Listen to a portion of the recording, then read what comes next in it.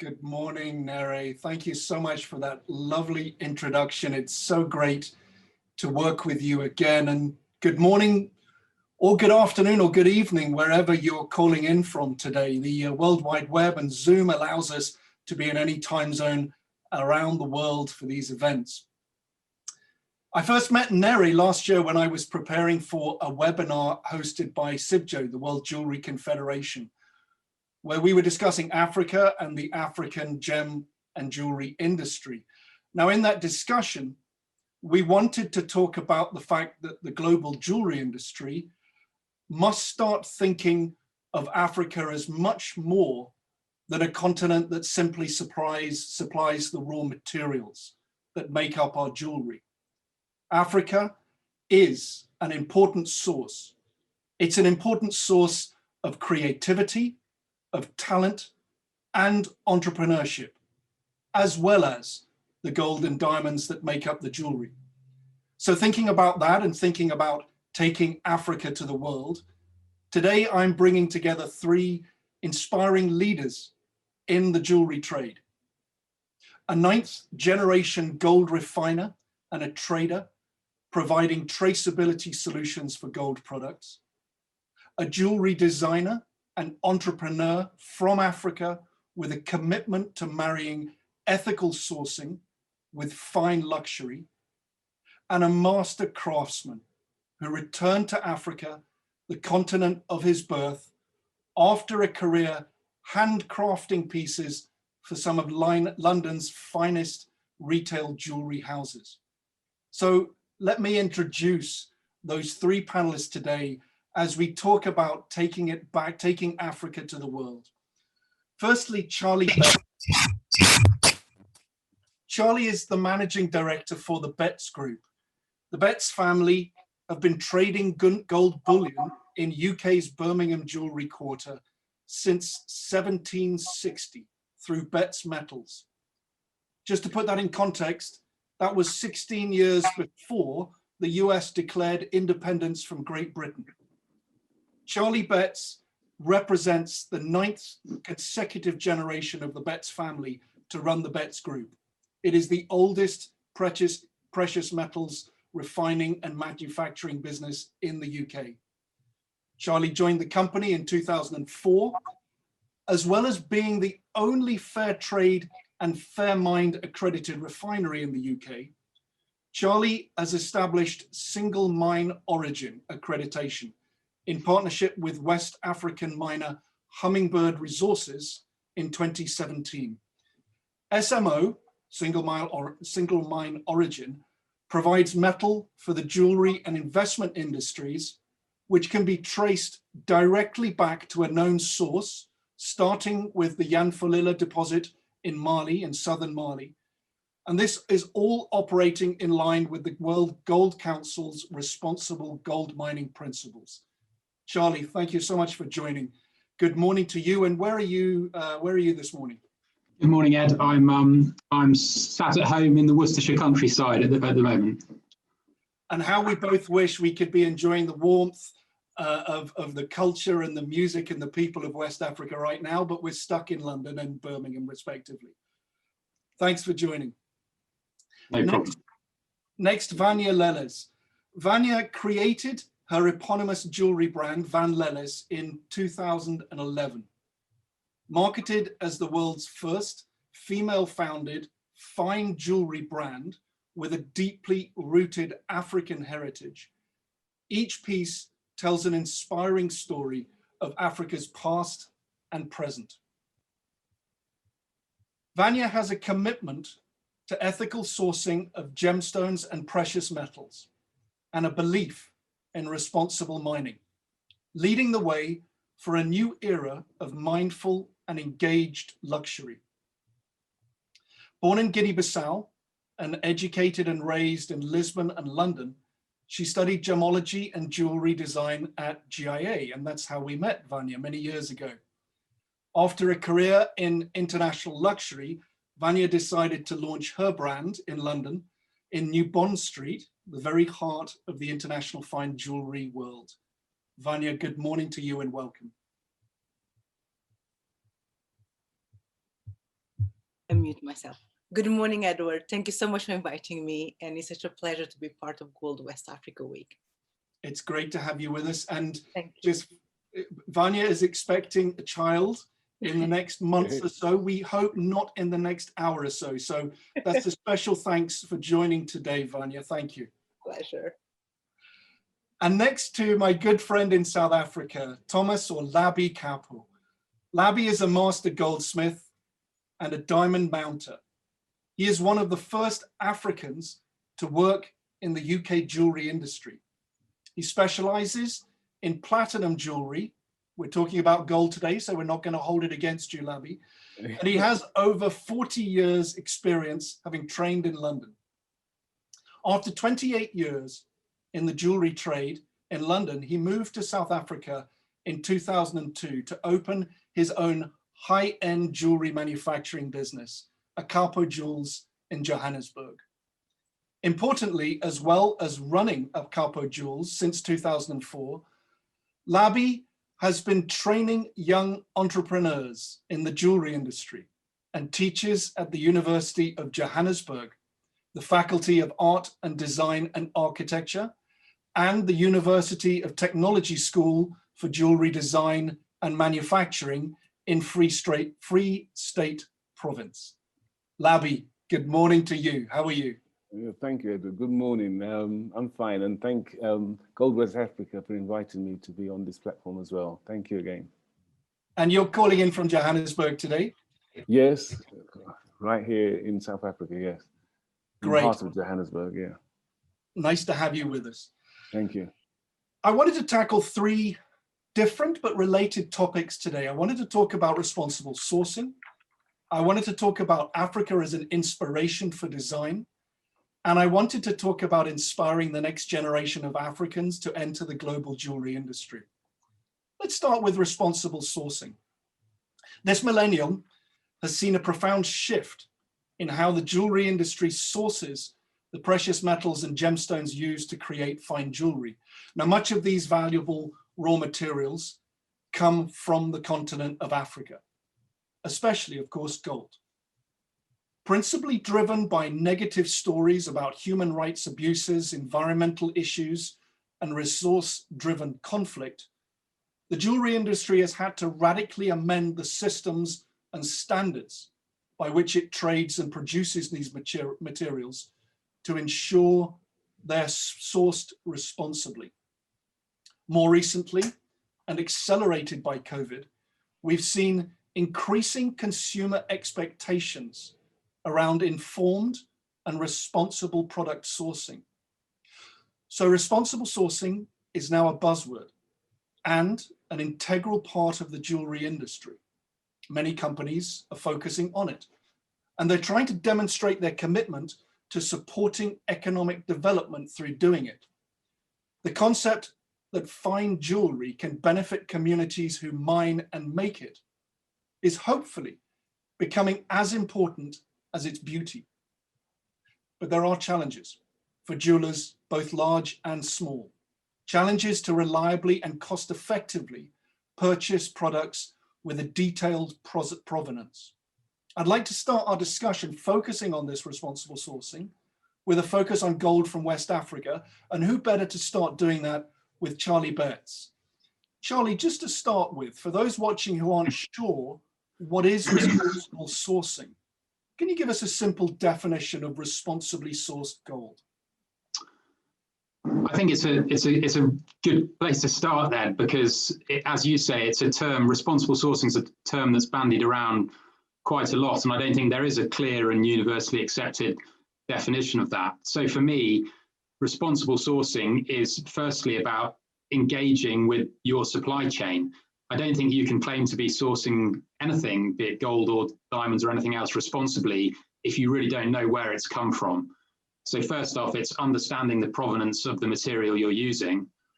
And then secondly, I think it's ensuring that that material has been produced to international best practice. Now, there's loads of different ways of doing that. That could be through a corporate mine, which is the area we focus on. But equally, there's standards around fair trade and fair mine gold, and there's standards around recycling. So you know where it's come from, and you know it's been done to best practice would be my definition. Thank you. And that's nice and clear. You mentioned two standards there, fair trade and fair mind, which are two brand names for responsibly sourced, artisanally mined gold, principally from South America, notably Peru, I believe. So you're involved in refining both fair trade and fair mind from your facilities in the UK. Give us an outline as to what options are available to jewelers in UK, but also globally, in terms of responsible sourcing, and what are the implications of these? Okay, so fair trade and fair mind are both, you know, fantastic initiatives that focus on the ASM sector. They essentially offer a premium to the people producing those gold, and they then ensure that ASM gold can be produced in a way that really concentrates on the health and safety of those producing it and the ethics and environmental and social issues around that. Now, there's some difficulties associated with that in terms of volume of supply, because, you know, ASM gold is probably 10% of global production, and fair trade or fair mind certified fair trade fair gold is a tiny percentage of that. So there are some supply issues. I think it's probably going to struggle to ever become a mass market solution. Beyond that, what we're trying to offer is gold that can be traced to a corporate mine, so far bigger production, but one that is operated within the World Gold Council's responsible gold mining principles. Because our view is that actually, with the growth of ESG, that a properly run corporate mine can actually be a real force for good in the community in which it operates.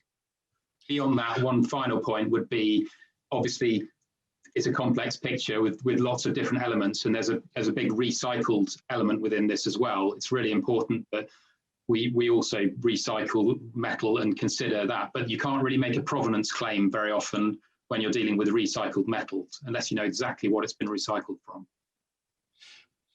The provenance claim point is truly important because it's about what the consumer is asking from. And as we know, within the global jewelry industry, there is increasing demand from the consumer to know where the products that they buy come from, not just in jewelry, but in every product that we consume. And of course, these are based around people's ethics and oftentimes people wanting to make sure that they're not doing harm by sourcing products that come from countries where the production may have caused conflict or caused environmental destruction. Is it actually important to know where gold comes from? And do you think that consumers actually care? Personally, I think it's incredibly important to know where it comes from, because I think you can't know, to your point, that you're not doing harm unless you know where it's come from. And consumers increasingly care. I think if you'd asked that question even 2 or 3 years ago, yes, there were consumers who cared about provenance, but I think increasingly this sort of, and probably accelerated by COVID, there's clear evidence that consumers are increasingly asking to understand what are the ethical implications of what they're buying. That's not just in jewelry, that's across all sorts of different sectors. I mean, the World Gold Council run a Gold Insights retail report, and last year they reported that 70% of jewelry buyers really care about the ethical provenance of what they're buying now, which is a huge step up. And I think the growth of ESG within the investment world as well is driving that from the corporate side. As a corporate miner, it is now not only the right thing to do to operate responsibly, it's also a profitable thing to do because it attracts more investment. Can you tell us a little bit more about single mine origin and what you're doing with that and how you're trying to resolve this challenge of providing responsibly sourced gold into the jewelry market? Yeah, so essentially with single mine origin, what we're trying to do is we're providing gold that there's a clear audit trail for every single piece of gold, so it's refined in segregation from anything else back to the original source. So we're very lucky as a family. We set up Hummingbird Resources, which is a listed West African mining business. So we have visibility to the whole supply chain. As a World Gold Council, they're signed up to the Responsible Gold Mining Principles. And what that means is, you know, they have to operate to best practice, both in terms of health and safety, employment practices, social projects local to the mine, environmental impact, and so on. And if you look at the World Gold Council members, lots of these are very progressive companies, and the mines which they are operating, many of which in West Africa, are actually providing a real positive impact on the communities in which they're working. So we want to be and you know, gold from major producers accounts for 90% of global gold production. You can leverage the balance sheets of large companies like that to do good in a way that paying a big premium by jewelers probably can't ever have that big an impact. So like I said before, there's places for fair trade and fair mine and recycling. Thank you for that. From talking to you, Charlie, I'd like to turn a little bit to Vanya, who of course is at the different end of the gold supply chain, in that she's actually designing and then making her jewelry with gold and gemstones. Apologies for that, everybody listening. Vanya, maybe if you want to unmute, we'll try again. Now, you started your brand 10 years ago after career working for some major brands in London, such as Graf, De Beers, and also Sotheby's. Now, what was the reason for you starting your own brand? Thank you, Edward, for the question. The reason why I wanted to start my own brand, because the reason why I also entered the industry, because I realized the lack of representation, the fine jewelry industry had, in a sense that with over 75% of the materials used in fine jewelry coming from the continent, and there was no representation at the time I was looking in early 2000s. So I wanted to start a brand that is, that honors not only my African heritage, but also honors the countries where all these gemstones coming from. My part here is just to bring to the consumer mind where the gemstones and where those precious metals are coming from. We heard about other countries, but not so much African countries. So that was one of the main reasons why I entered industry. And then once I finished my GIA, I worked for Graf, De Beers, and Sotheby's. I wanted to have my own brand where I could be free to do that. So this is why it took me a 15 years journey to be here today.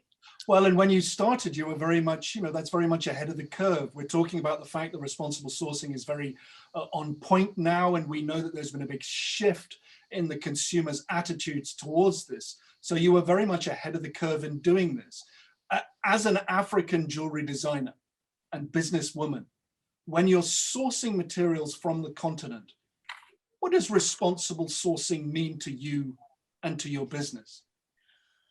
Well, to me, two things is how do we bring the origin of these precious materials to the marketplace, right? When we exhibit in different kind of exhibitions, Basel, JCK, and our customers, right? And also, because I realize the problems going on the ground, having vastly traveled across the continent, the reason why things are the way they are is the lack of, either representation, and then things are only going to change when people start to care on the ground, and people are starting to care about where the gemstones come from, and those big corporate minds are starting to change their practices. So in my own way, a small way, because I'm a self-funded person, one of my main aims was to bring the origins at the forefront of the consumer minds. That was my responsible sourcing. I didn't have I didn't have the buying power to demand greater answers, but I said, okay, I cannot change that alone, but I can just promote in my own way to whoever I speak to, and I've been greatly blessed with a very good press, a very good PR to talk about the origins of, just to bring that origins. Obviously, you have bigger problems.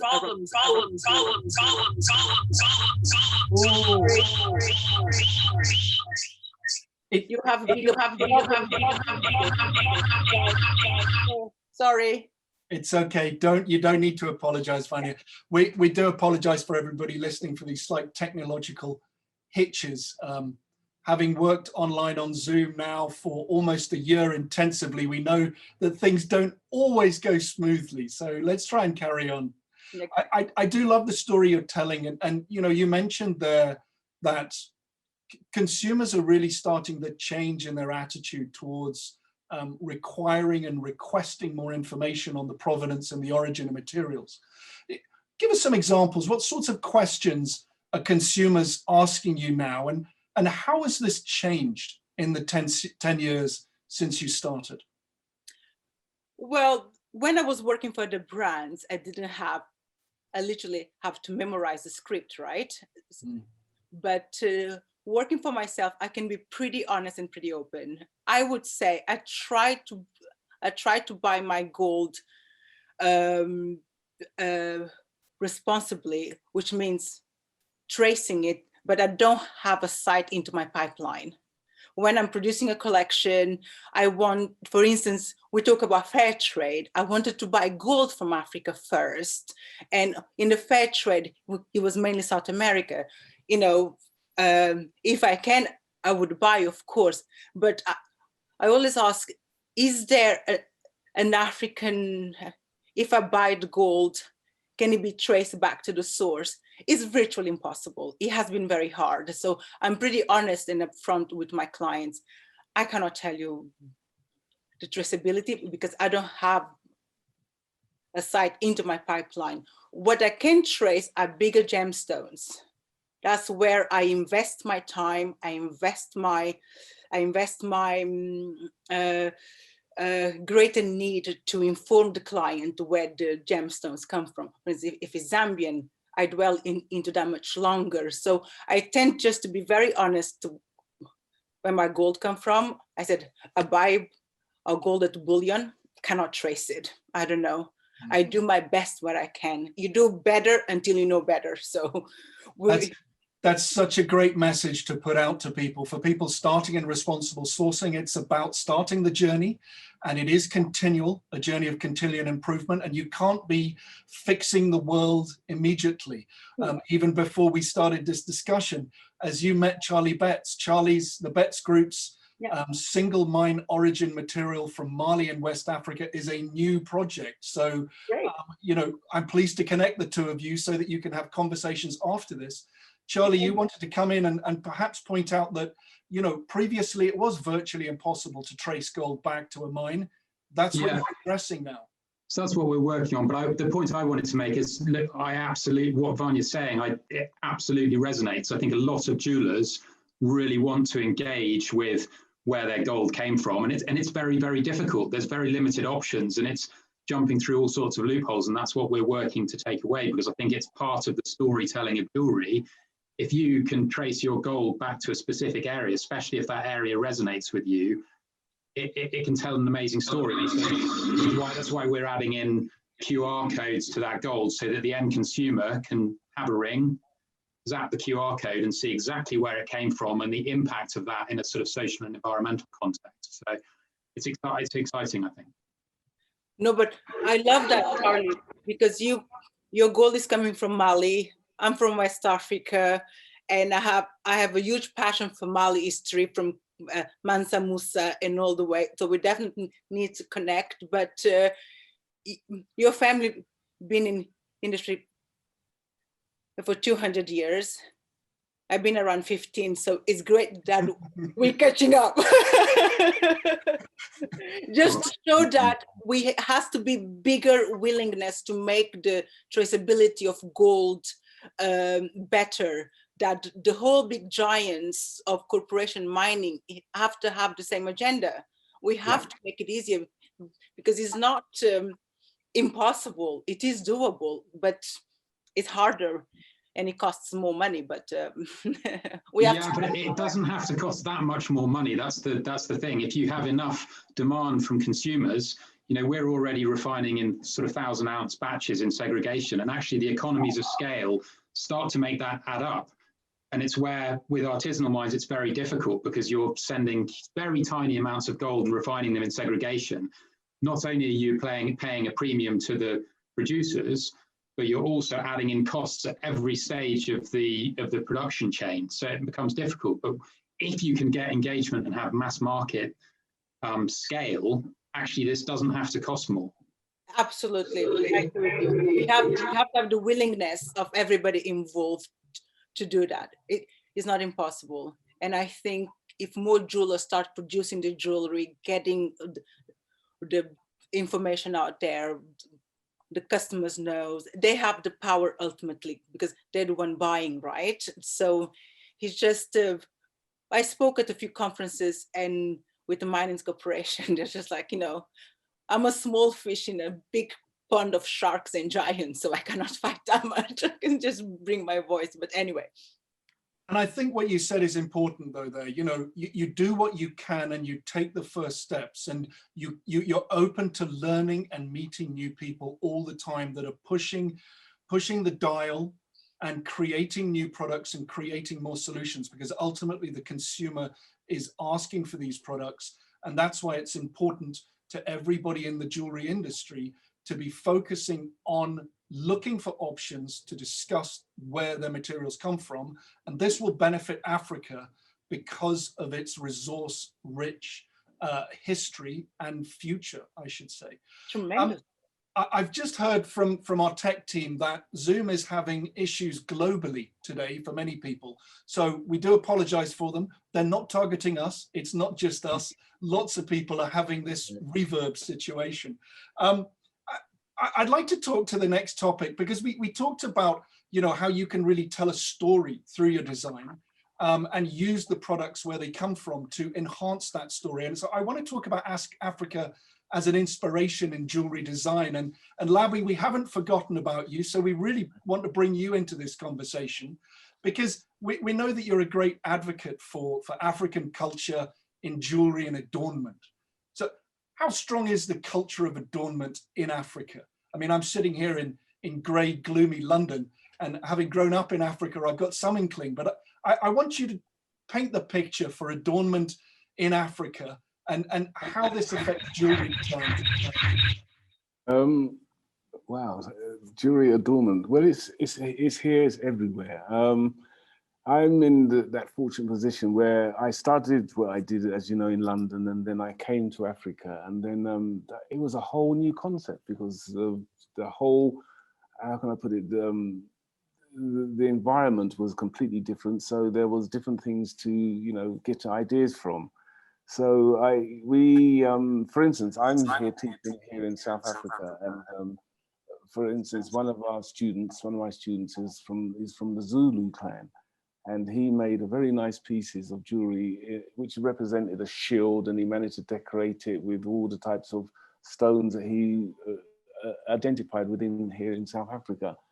So yes, but what I do is assist people in the manufacture, because there's certain points of manufacture that you need to know and be aware of with the galleries, as well as the what we call backholes, or azuring, as they call it here in South Africa. So it's all a matter about decorating and, sorry, you want to say something, Vanya? Oh, sorry, okay, I thought you put your hand to say something. So it's all more about decoration, and within the culture, there's so much that is rich within the aspect of wearing and adorning, especially the women who adorn themselves in the traditional beaded work, as well as the crafted work that they manufacture. But I really am on the metal side, so it's really the gold I concentrate on, and I really start designing and as well as manufacturing and teaching my students as well to go along the same lines as where I was taught, because it's there is quite, and I believe quite a big value chain that's being adhered to when you're actually manufacturing along these lines. Vanya, you had something to add. Can I just add to your very rich and important question? And Labi did a great answer there. But let's not forget that African civilizations were one of the first to adorn their bodies with the jewelry, with the gold, with the precious metal like emerald, going from Makeda in Egypt, Eritrea, to Cleopatra, to Mansa Musa. You go to all across Africa and back south. And then we had 400 years gap, to be politically correct, right? And then we had 400 years gap where the skills and the habit, the tradition of adorning our bodies with the jewelry and gold got dismantled through slavery, colonization, everything. Only in the last, we start getting the interest, and Africans are starting to having a buying power after the independence, after, recently, I have to say, but we were the first one of the first civilizations doing that. So we just have 400 years to catch up. Yeah, I'd completely agree with you. Part of my presentation this afternoon is about our ancient past. Well, I will be putting on some slides showing you some of the jewelry that's been manufactured in Africa going back 3,500 to 5,000 years ago. So I do have those, and they will be available to be seen, and I will show and showcase along those lines. And that's a great opportunity to plug your session this afternoon, Labi. Well done. Yeah, thank you.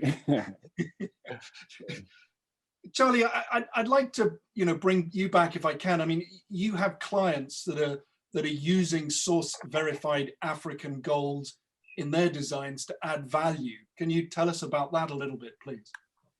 I can mention a couple who sort of like to talk about it more publicly. I don't want to sort of disclose anything I shouldn't, but so I think two interesting examples from my point of view. One is Boodles, obviously very famous major British jeweler, and they're using single mine origin for all their metal. And I think for them, it's about that responsibility and provenance piece.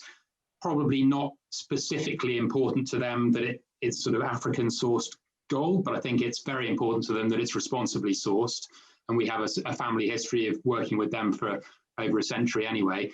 Probably more interesting for this conversation, recently, New York jeweler Jamil Mohammed, whose range is called Kyrie, that featured on the cover of Time magazine with Amanda Gorman wearing one of his beautiful pieces as a sort of, it was a necklace, but she was wearing it as a headpiece. And for us, super exciting for single mine origin to be featured in Time and mentioned in Vogue and so on.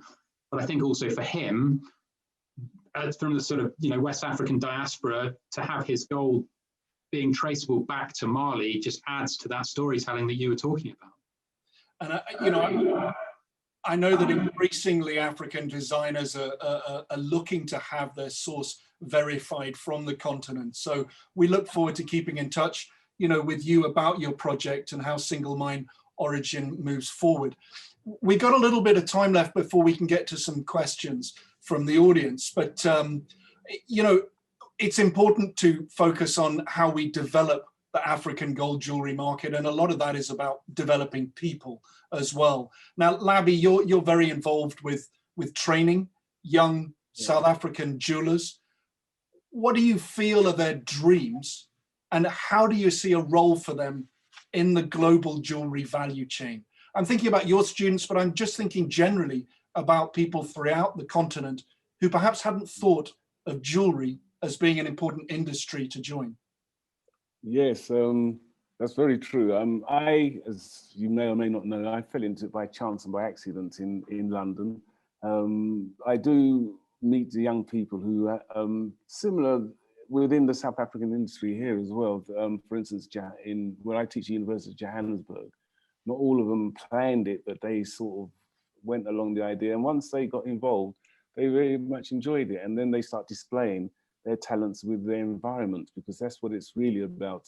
I encourage them to look at the environment they grew up in, wherever they are within their cultural environment, in their groupings within South Africa, and they all bring a different aspect of different designs along those lines. So that's where I think I come in and really showcase the better side of the higher end of the. I mean,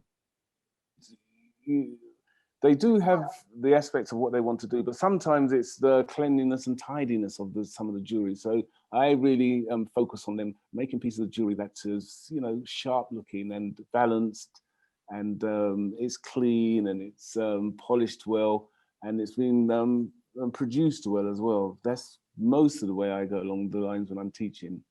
And do you feel that your students get the sort of training that they need to make them stand tall and proud and be successful outside South Africa and outside the continent in the international jewelry industry? Yeah, I believe so, because look, I once again, I always teach from the historical point of view, and I start off with slides and pictures, and I bring books into the university to show them that some of the older style of jewelry and how far back it is in Africa, because I was inspired by an exhibition I went to in Brussels in 1985, and I will be talking about that later on, but that inspired me. At that time I was 9 years a goldsmith, and I saw this jewelry that was, you know, 3,000, 4,000 years old. That in itself, and then once I understood that we've already been doing it and we've got a role to play in re-establishing and bringing back what we already had on the continent. There has, as Vanya said, there has been interruptions, but we believe, and I believe, that we're going to change that. I'm not saying I can do it all by myself, but I would like to play a big role in changing that and encouraging the young people to say, here, this is what has made in the past. This is what your forefathers made. This is what our forefathers made. We can re-establish and start again. And namely, I will be speaking, as I said, I'm trying not to plug, but I will be speaking later on in the afternoon about the old aspects of the jewelry industry as well as the modern style. And then ancient and modern can go hand in hand. Vanya, thinking about inspiring the next generation of people to join the industry, you talked about you started because you didn't see much representation for Africa in the global jewelry industry, and you're now providing that inspiration, providing that representation for others to follow through. Do you find that that's an important role for you to bring and inspire new people into the industry? Oh, definitely, because one of my missions, especially, I was also in Rwanda this year before the lockdown. Africa has a youth population, and jewelry making, jewelry industry is part of cultural, you know, the arts, and the youth are not longer just looking to be doctors, lawyers, or anything. Obviously, Africa has a lot of the problems to solve, but I think to engage the youth in creative arts, which can be a whole new industry, you know, could be, you know, either designing, jewelry making like Labi's doing, and getting them interested to enter the industry, however difficult it might be, but we have to start somewhere. Even if per design is hard because everything is mined and exported directly, you just have to, we have to inspire the youth. They are the future and they are available, and there's no jobs. And we have these natural resources leaving the continent straight after from the ground. We're not industrializing, we're not producing, we're not engaging, making them. So my mission is, I was born and raised in Guinea-Bissau, West Africa. We had a lot of gold and diamonds, and I never associated the gold and the diamonds with the wealth that it could generate. I'm not talking the wealth about money, dressing or anything. I'm talking the wealth in knowledge, the wealth in job creation, the wealth in creating an industry. You look at Antwerp, you look at you know, the Diamond Center, you look at the Tel Aviv, and you look at Hong Kong and Dubai, who has done it in 15 years. It became a diamond hub. All the gold practically is being traded. So like, what can we do to start creating that on the continent? Not wanting to take anything from Charlie Betts, but you know, some can be done on the continent, you know, because it's the natural resources. We can create a whole industry of the creative arts with being jewelry designer, jewelry designer of sculptures or anything, you know.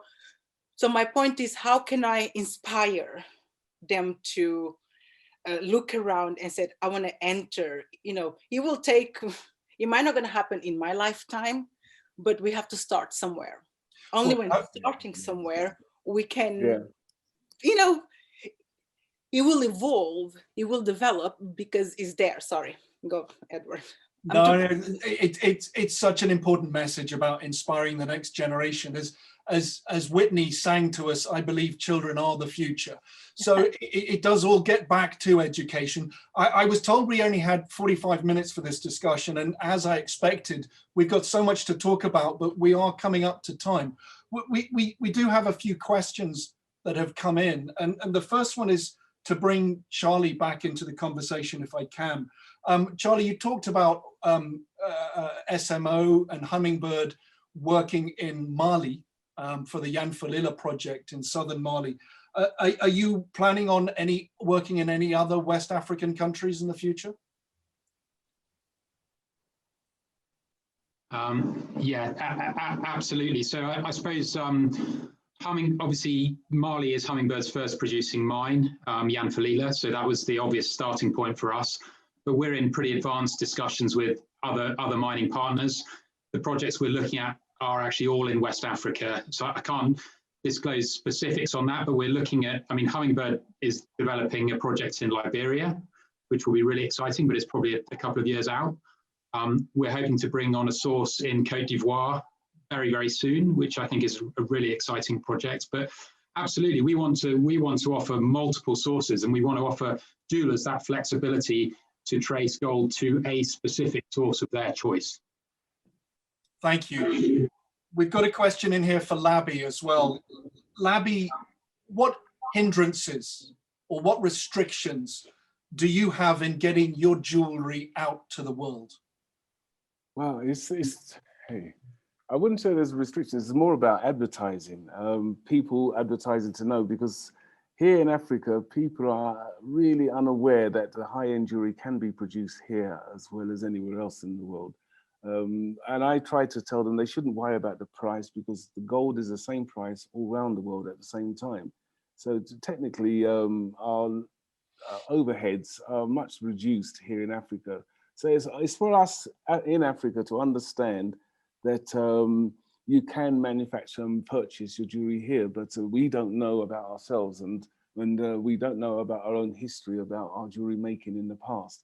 So I try to, as I always say, bring it out in the light that jewelry making began in Africa, and we've got the oldest artifacts here that we can show to the world. And so, and I encourage young people to understand that, and also the business people, because they're the ones who have a lot more wealth to buy the jewelry that we manufacture here in South Africa as well. Thank you. Vanya, there's a question that I think, you know, it would be nice to put to you. When you're telling your story about Africa and jewelry, when you're speaking to people who have not come from Africa or have no experience of Africa, how do they respond to that story of your jewelry and the provenance of it? Good question. Thank you so much. You know, I encountered different answers, different reactions to my answers, because first they say, oh, African jewelry, it must be very tribal, very ethnic looking. And then they look at my jewelry and say, oh my God, so surprised. I remember being at Basel and JCK Couture in the US, and it was like, wow, this is really European looking. I smile, but some people are, you know, when they ask me these questions, I tend to just drop them. The inspiration is what for me. Apologies. My inspiration is drove for my formative years in traveling across the continent, you know, mainly across the west coast of Africa, and it is made in a modern contemporary setting, and it can be bought by any woman sitting in Nigeria or Paris or New York or Hong Kong. That's great. And by the way, our biggest market is actually China and the Far East. So yeah. And let's not forget that is the biggest, at least the fastest growing market for fine jewelry. You know, the US is the largest market for diamond set jewelry, but China and Asia is growing fast. We are 5 minutes over. I'm not being told that we have to stop, but there is one question that seems to be coming through from a number of people, and I'd like to put it to you all in turn to give some thoughts.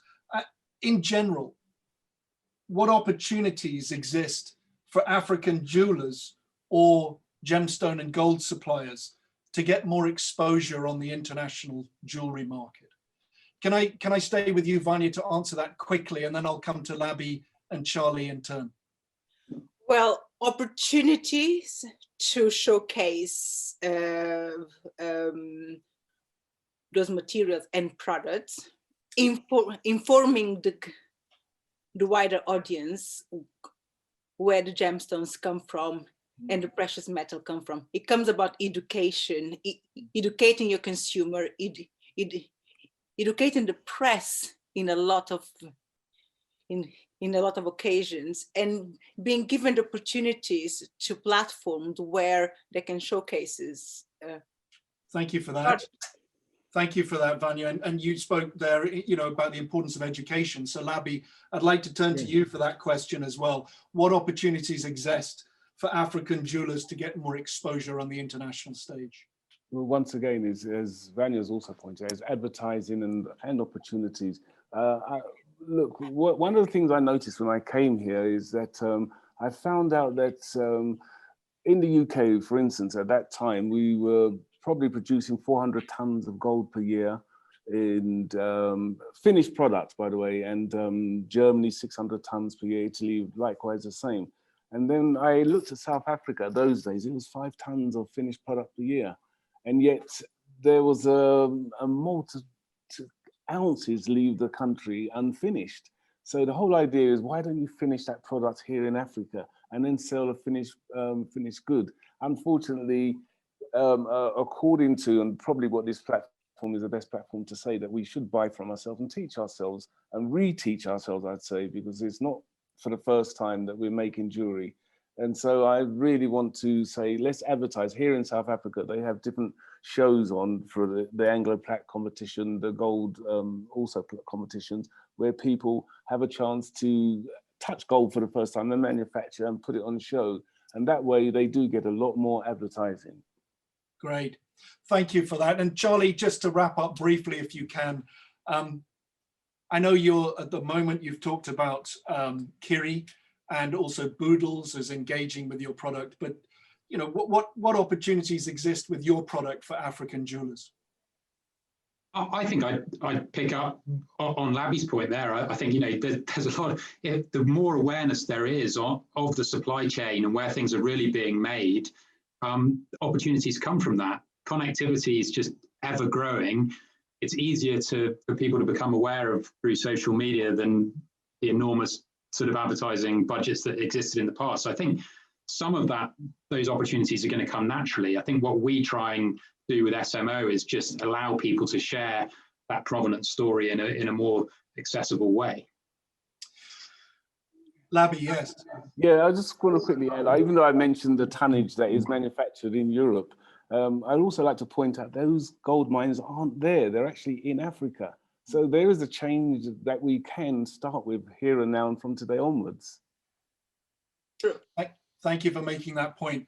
I'm really conscious that we're 10 minutes over time and there is a schedule to get to. So I'm going to wrap it up now. Firstly, thank you so much, Labi Capo from Johannesburg, for your time and your expertise and everything you do to share your knowledge with the people of South Africa.